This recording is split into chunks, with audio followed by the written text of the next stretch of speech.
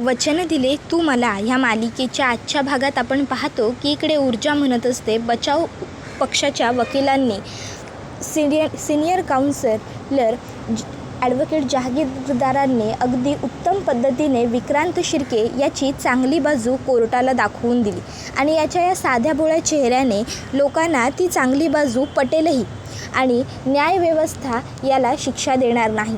पण त्याआधी मी कोर्टाला न्यायव्यवस्थेला अशी विनंती करेन की एकदा त्यांनी फक्त पद्मा कदमच्या चेहऱ्याकडे बघावं, एकदा त्यांनी पद्मा कदमची अवस्था बघावी आणि मग त्यानंतरच कोर्टाने निकाल द्यावा.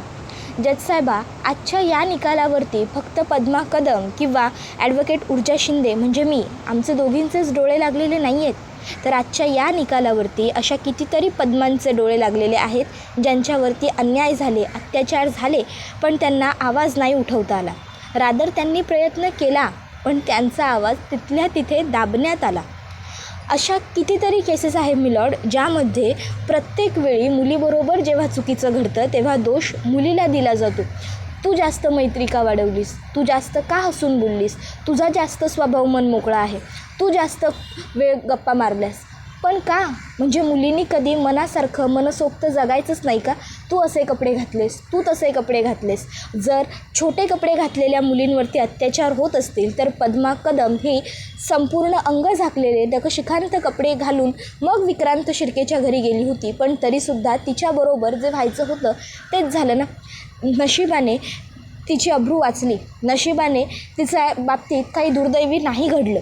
पण हेच जर घडलं असतं तर दुसऱ्या बाजूला इकडे आता ती अर्पिता असते, ती शौर्याच्या कपाटाकडे जाते आणि आता ती शौर्याच्या कपाटावरून हात फिरवते. ती आता विजयाला विचारते, आई हे शौर्याचं कपाट आहे ना हो? त्यावर विजया होकार देते. मग अर्पिता म्हणते, आता सध्या हे शौर्याचं आहे पण लवकरच हे आम्हा दोघांचं होईल, माझं आणि शौर्याचं. आई, तुम्हाला माहिती आहे शौर्य जेव्हा ऑफिसला जात असेल ना तेव्हा ना म्हणजे मी त्याचं सगळं असं इथे बेडवरती काढून ठेवेन, म्हणजे त्याचं शर्ट, त्याचा कोट, परत त्याचं बेल्ट, परत वॉलेट, रुमाल, परफ्यूम, घड्याळ, सगळं. म्हणजे काय आहे ना, शौर्यला अजिबात घाईघाई व्हायला नको किंवा तो काही विसरायलासुद्धा नको. आई, तुम्हाला काय सांगू, मला असं झालं आहे ना की कधी एकदाचं आमचं लग्न होतं आहे आणि कधी मी शौर्यासाठी या सर्व गोष्टी करते. मी ना खरोखर शौर्यासाठी खूप काही करायला ना खूप जास्त एक्सायटेड आहे. मला शौर्यबरोबर खूप आयुष्य छान जगायचं आहे. त्याबरोबर विजया ही मात्र अर्पिताकडे बघतच राहिलेली असते, ती काही बोलतच नसते. मग अर्पिता म्हणत असते, आणि मी काय म्हणते काकू, आपण ना एक काम करूया, आपण इकडे ना एक मोठीच्या मोठी ह्या फ्रेमऐवजी माझ्या आणि शौर्याच्या लग्नातल्या फोटोची फ्रेम लावूया. तो पोर्ट्रे किती छान दिसेल ना इथे, आणि आम्ही दोघांना एकत्र खूप एन्जॉय करू. इतक्यात आता त्या ठिकाणी मग दिव्या येते. दिव्या म्हणते, पाणी. त्याबरोबर अर्पिताचं लक्ष नसल्यामुळे विजया म्हणते, अर्पिता पाणी घे.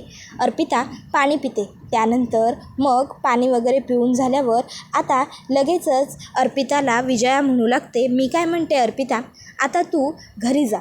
नाही म्हणजे काय आहे, घरी सुवर्णाताई तुझी वाट बघत असतील ना, टेन्शन येईल उगाच त्यांना. त्याबरोबर विजया ही अर्पिताला म्हणते, आणि हो सांभाळून जा, मी शौर्याला सांगते ना, तो घरी आला की तुला कॉल करेल. हां, आता सध्या तू जा, व्यवस्थित जा. आणि त्यावर अर्पिता म्हणते, काकू पण नक्की सांगाल ना? त्यावर ती म्हणते, हो मी नक्की सांगते गं. त्याबरोबर मग अर्पिता म्हणते, त्या दिवशीसुद्धा असंच झालं होतं, तुम्ही म्हणालात की तुम्ही बोलाल त्याच्याशी, सांगाल त्याला, पण कसलं काय, तुम्ही त्याला सांगायला विसरला बहुधा. त्याने मला त्या दिवशीसुद्धा फोन नव्हता केला. बरं चला आता मी निघते, पण आठवणीने निरोप द्या हां, मी आले होते असं सांगा, बाय. आणि मग आता लगेचच अर्पिता तिकडनं निघून जाते. विजया तिकडे तशीच खाली बसते. विजयाला तर खूप मोठा धक्काच बसलेला असतो. मग आता दिव्या म्हणत असते की बाप रे आई, अहो हे सगळं आपण बघितलं ते काय होतं, नाही म्हणजे हे सगळं काही खरं होतं की काय? खरोखर ही अर्पिता वेड्यासारखं वागायला लागली आहे आई. अहो हिला वेड तर नाही ना लागलं, पण आई तुम्ही काही काळजी करू नका हां, असं म्हणत आता दिव्या विजयाच्या खांद्यावर हात ठेवते.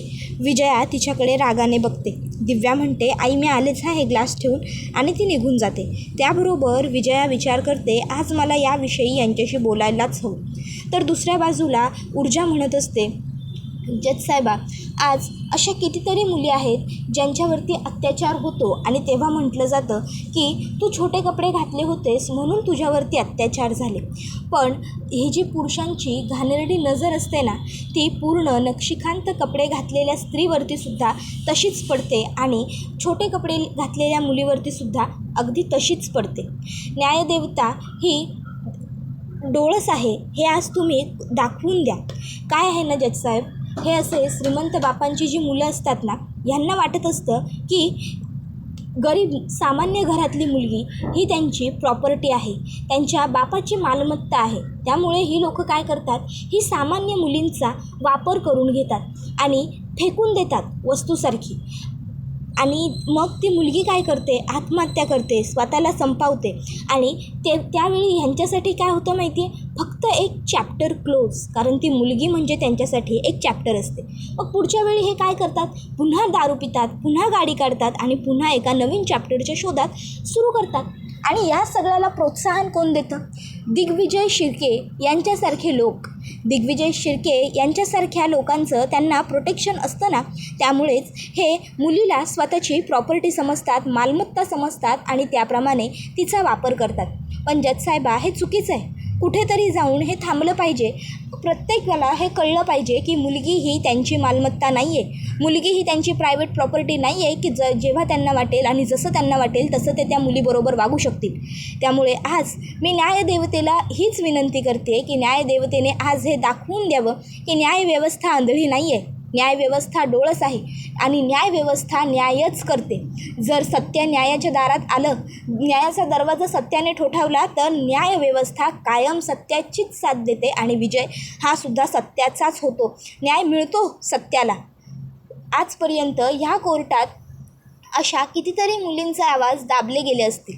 पद्मा कदमसुद्धा अशाच विचारातून आलेली एक मुलगी आहे की आपण काम करत असलेल्या घरामध्ये आपल्याला कोणीही किती घालून पाडून बोललं, हिणवून बोललं, तरीही आपण ते सहन करायचं, कारण आपण त्यांच्याकडे नोकरी करतो म्हणजे त्यांना आपल्याला बोलण्याचा अधिकार आहे असं समजणारी. पण त्या सगळ्यातून बाहेर पडून तिने एवढा मोठा स्टॅन्स घेतला आहे न्याय मिळवण्यासाठी. पण जर आज न्यायव्यवस्था तिच्याबरोबर उभी राहिली नाही ना, तर मग मात्र हे सगळं काही वाया जाईल.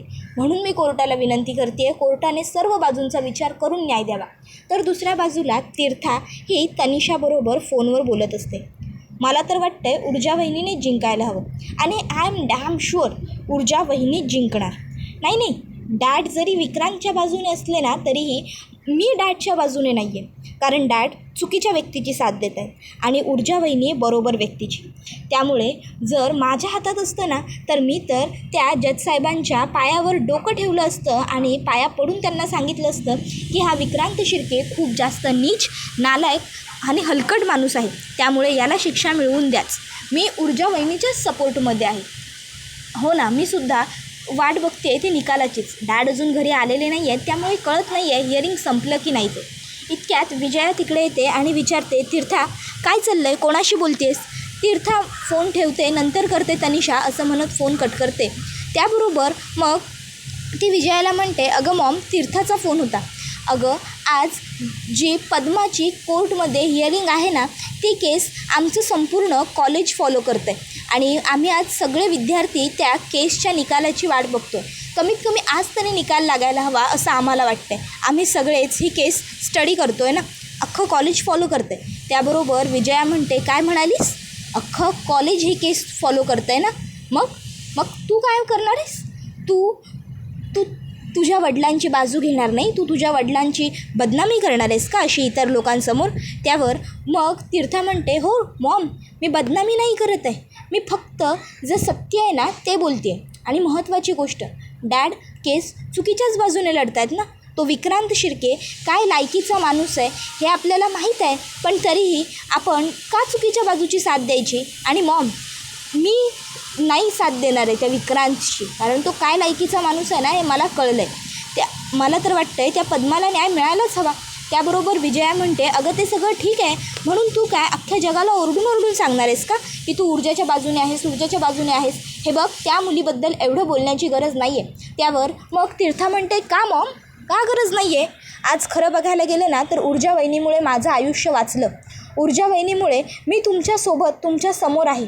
नाहीतर लग्न ठरवलं होतं ना त्या विक्रांतबरोबर तुम्ही माझं, काय झालं असतं? एव्हाना माझं त्याच्याशी लग्न झालं असतं तर माझं आयुष्य, सांग ना मॉम, काय झालं असतं गं माझ्या आयुष्याचं? एकदा विचार केलास? ऊर्जा वहिनीने त्याच्या विरोधात केस कोर्टात फाईल केली म्हणूनच आपल्याला त्याची लायकी काय आहे हे समजली. त्याबरोबर विजया म्हणते, तुझे आई बाबा आम्ही जिवंत आहोत, आम्ही बघितलं असतं काय करायचं ते, त्या मुलीचे एवढे गोडवे गाऊ नकोस. त्यावर तीर्था म्हणते, मॉम का तू ऊर्जा वहिनीचा एवढा तिरस्कार करतेस? का तिचा एवढा राग करतेस? का तिचा एवढा द्वेष करतेस? हे बघ मॉम, ऊर्जा वहिनी ही चांगली आहे आणि आज तिच्यामुळे माझं आयुष्य वाचलं आहे, त्यामुळे मी तिच्याबद्दल चांगलं बोलणारच. त्यावर विजया म्हणते, त्याबरोबर तीर्था म्हणते, मॉम तू सांग ना, एक क्रिमिनल तो विक्रांत शिर्के तुमच्या मुलीला मेसेज करतोय असं जेव्हा मी तुम्हाला सांगितलं तेव्हा तू काय केलंस? सांग ना, तू ॲक्शन घेतलीस? तू काही बोललीस नाही ना? तुम्हाला ना तुमचं फक्त स्टेटस महत्त्वाचं आहे, सोशल स्टेटस, बस. त्यापेक्षा जास्त तुमच्यासाठी काही महत्त्वाचं नाही आहे. पण ऊर्जा वहिनी तशी नाही आहे. ऊर्जा वहिनी वेगळी आहे. त्यामुळे मला अख्ख्या जगाला जरी ओरडून सांगायचं असेल ना तरी मी सांगेन की मी ऊर्जा वहिनीच्या बाजूने, आणि मी आपल्या घरातसुद्धा न घाबरता अगदी सक्षमपणे बोलू शकते. I proud on she. Me proud feel करते ऊर्जा वहिनीवरती की ती माझी वहिनी आहे, कारण कमीत कमी ती सत्याच्या बाजूने लढते. आज तुला माहीत नाही आहे मॉम, ती फक्त त्या एकट्या पद्मा कदमसाठी केस नाही लढत आहे, तर अशा कितीतरी पद्मा असतील ती त्यांच्यासाठी केस लढते. तर दुसऱ्या बाजूला ऊर्जासुद्धा हेच म्हणत असते, एक पद्मा कदम आपल्या समोर आहे जजसाहेबा, पण अशा कितीतरी पद्मा कदम आहेत ज्यांच्यावरती अत्याचार झालेत, अन्याय झालेत, पण त्यांचं तोंड तिथल्या तिथे बंद केलं गेलं. कधी घरातल्यांनी सपोर्ट केला नाही, तर कधी भीतीने, कधी आणखीन कुठल्या गोष्टीने, पैशाने. पण आज आपण त्यांना हे दाखवून द्यायला हवं की मुलींना न्याय हा मिळतोच, आणि न्यायव्यवस्था ही न्याय करणारी आहे. न्यायव्यवस्था आंधळी आहे असं इतर लोक म्हणतात, पण आज ती संधी आहे की ज्यावेळी आपण दाखवून देऊ शकू की न्यायव्यवस्था आंधळी नाही आहे, न्यायव्यवस्था डोळस आहे, न्यायव्यवस्था ही फक्त न्याय करते. स्त्रीला हक्क आहे न्याय मागण्याचा आणि न्यायव्यवस्था तो न्याय करून देते सुद्धा. त्याबरोबर आता विक्रांत हे सगळं काही बघत असतो, तर ऊर्जा म्हणत असते, माझे senior advocate counsellor Harshvardhan Jahagirdar यांनी हे सांगितलं की तो किती चांगला आहे, पण विक्रांत याने 2 वेळा माझ्यावरती जीवघेणा हल्ला केला हे त्यांनी नाही सांगितलं. माझ्या घरातलं सामान बाहेर जेव्हा फेकलं गेलं तेव्हा मी आमची मुलगी आमचा सन्मान नावाचं एक पेज बनवलं मिलॉर्ड. त्या पेजवरती आज कितीतरी लोक मला फॉलो करतात, कितीतरी मुली अशा आहेत की ज्या तिथे मला फॉलो करतात आणि पत्रातून किंवा मेसेजेसमधून सांगत असतात की त्यांच्यावरती कसे अन्याय झाले, त्यांच्याबरोबर कसं वाईट झालं, कसं अत्याचार झाले. त्यामुळे आता तुम्ही न्याय जो कराल तो कोर्टाला मान्य असेलच, पण तुम्ही चारही बाजूंनी विचार करावा ही माझी कोर्टाला विनंती आहे. त्याबरोबर सगळेच उठून उभे राहतात आणि ऊर्जासाठी टाळ्या वाजवतात, कारण खरोखरच ऊर्जा जे काही बोललेली असते ना ते एकदम कळकळीने आणि 100% चोख आणि खरं बोललेली असते. मग आता सगळी लोकं उभी राहून टाळ्या वाजवत असल्यानंतर लगेचच जजसाहेबा ऑर्डर, कोर्टाची शांतता राखा असं म्हणतात. मग सगळीजणं खाली बसतात. त्यानंतर मग आता लगेचच ऊर्जासुद्धा जाऊन तिच्या जागेवरती बसते.